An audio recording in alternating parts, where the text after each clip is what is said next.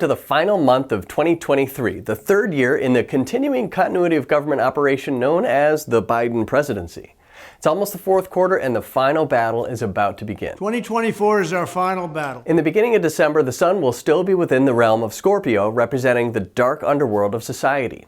This year, the sun entered the realm of Scorpio around 10 p.m. on November 23rd, and it will make the transition into Sagittarius on December 19th at about 1 p.m. 20 years ago, when my first son was born on December 19th, the sun had made the transition into Sagittarius around 10 p.m. on December 18th.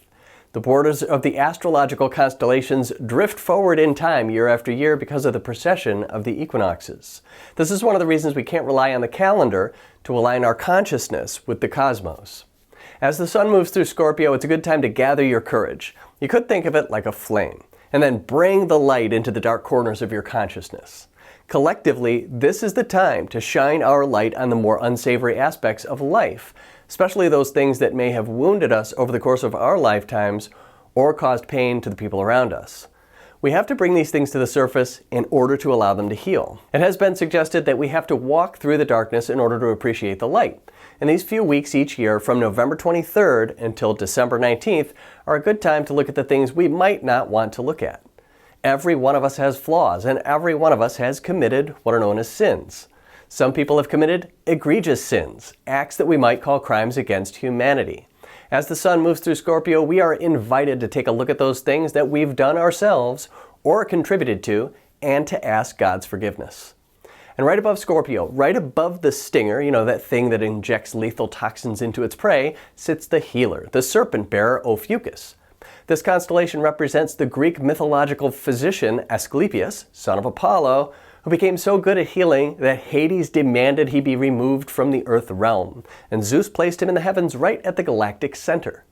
And notice that the staff of Asclepius has one serpent, or worm, wrapped around it. The rod of Asclepius is symbolic of a technique used by ancient Greek physicians to treat parasitic infections. They would make an incision in the body and then place a stick in the wound, luring the worm to wind its way around the stick, and then they would remove it from the body. In today's mainstream medical practices, physicians rarely even consider parasitic infections as part of their differential diagnosis.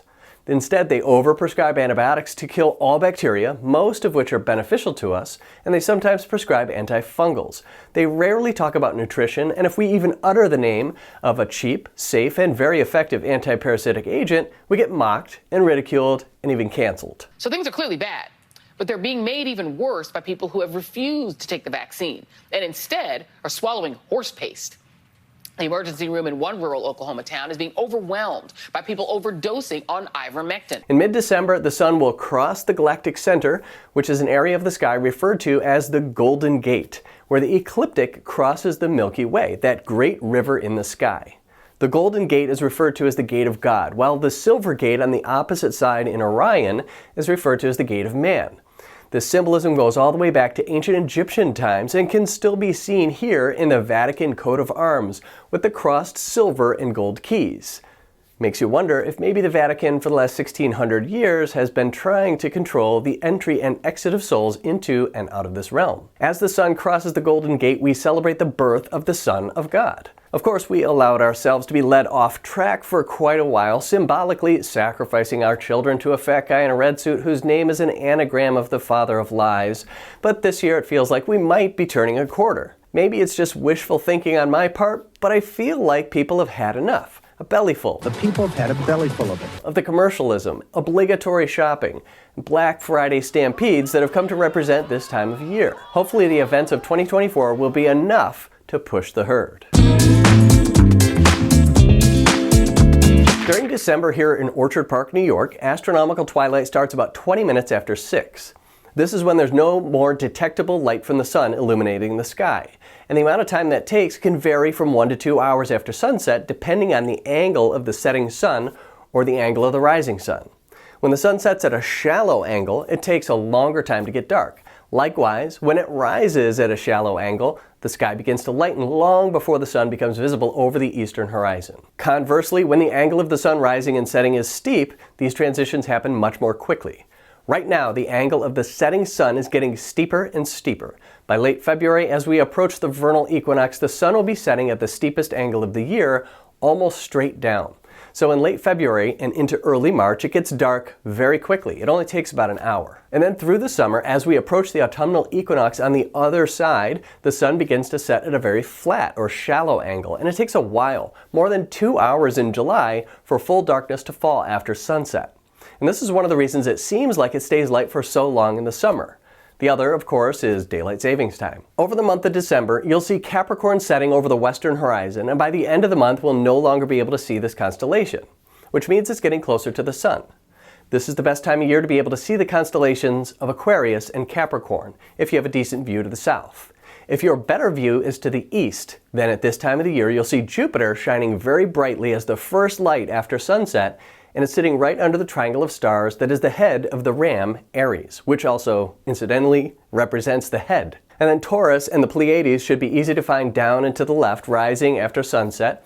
By the end of the month, you should be able to see Orion rising right under Taurus, with Castor and Pollux further off to the left. These winter months are the best for stargazing and identifying constellations, partly because it's dark for a long time every day, and partly because the nighttime ecliptic and zodiacal constellations are high in the sky. So whether you prefer early in the morning or evening after the sun goes down, see if you can get outside on a clear night or two this month, bundle up if necessary, and find some of these constellations for yourself. So Mercury goes station retrograde on December 12th, and then full retrograde begins on December 14th. It'll cross in front of the sun on December 22nd at 1:52 p.m. here in Orchard Park. But this won't be a transit, as Mercury will be almost 2 degrees above the sun as it crosses over. Mercury will then cross above Mars on its way back into Ophiuchus above the stinger of the Scorpion, finally going station direct on January 1st, and then resuming its normal relative motion back toward the sun on the 3rd. So if we are to believe the heliocentric orbital model of the universe, then what Mercury retrograde represents is a time when the messenger of the gods is closest to us. But remember, Mercury is a trickster, much like today's media in general, so we have to practice discernment when trying to discriminate between that which is true. Under crooked Joe Biden, the economy is in a shambles and the world is going up in flames. That which is false. Researchers have confirmed that the Oxford AstraZeneca COVID vaccine is safe and effective. And that which is simply unknowable, which is most stuff. Venus is still the morning star, and you may have noticed it's starting to get a little bit lower in the sky in the morning. It'll probably be the morning star until sometime in April of 2024. Venus will be in Virgo for the first half of December, and again, this is like love squared. The square root of love is love. Or love to the power of love. That's the power of love. On December 15th, when the sun rises, Venus will be in the realm of Libra, the balance, the scales of justice, through the latter half of the month, until New Year's Eve, when it will move into the realm of the dark underworld, Scorpio.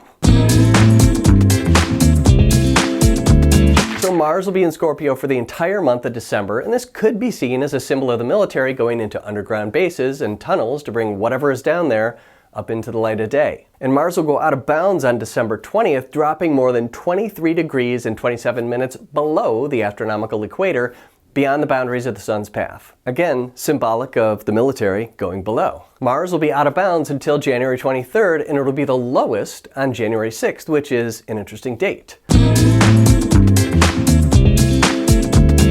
Jupiter can be seen shining brightly now in the evening after the sun sets under the constellation of Aries in the eastern sky.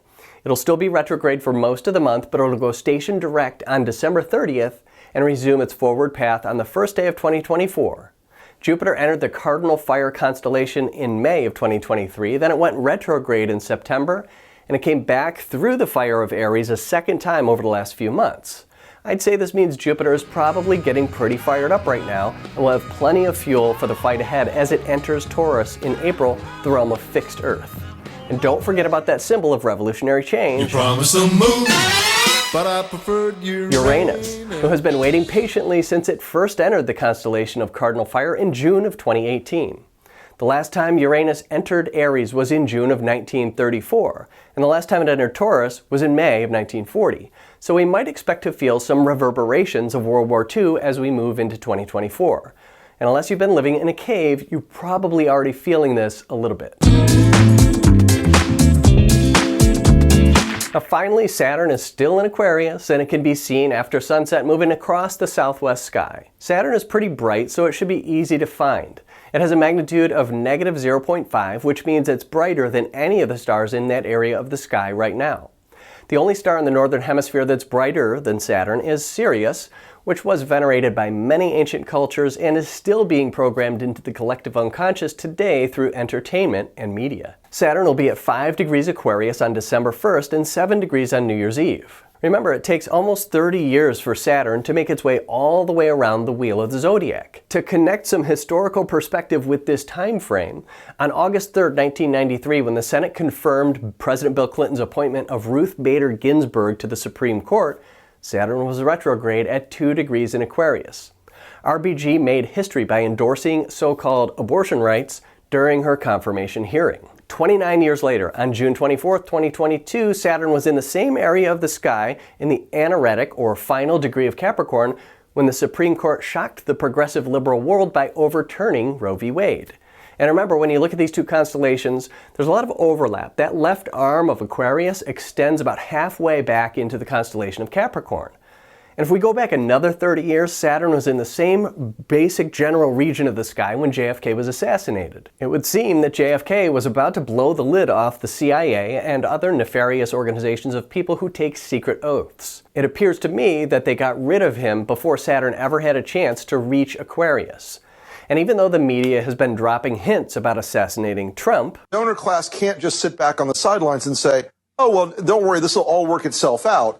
They're still going to have to go out and put a bullet in Donald Trump. And that's a fact. I think they've already missed the window. Actually, I think they've probably already tried a few times and failed. And so here we are, with the symbol of the deep state cabal and all dark occult programmers of the minds of the masses, Saturn, slowly making its way through the constellation of dissemination of information, which it entered officially in February of 2023.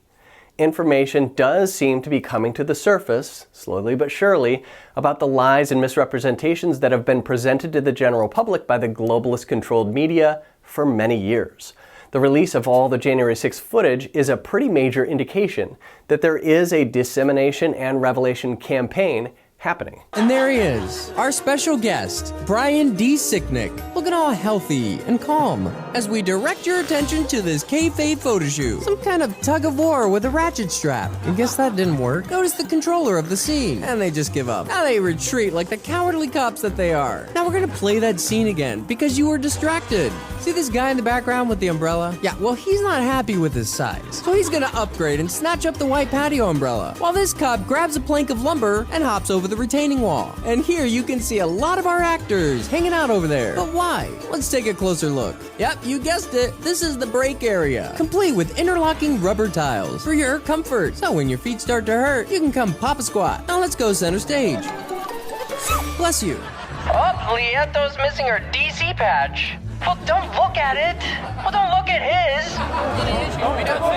Oh. And I expect this will only accelerate and intensify as we move into 2024. It's the final countdown. So that's it for this Sidereal Astrology forecast. I hope you found this video informative, uplifting, and maybe even a little entertaining. If you like this video, please give me a rumble, hit like and subscribe if you're able to see it on YouTube, and don't forget to share with your friends. As always, I hope you're able to get outside this month, look up to the sky, and verify for yourself where those stars actually are. My name's Jerry D, and I'll see you next year.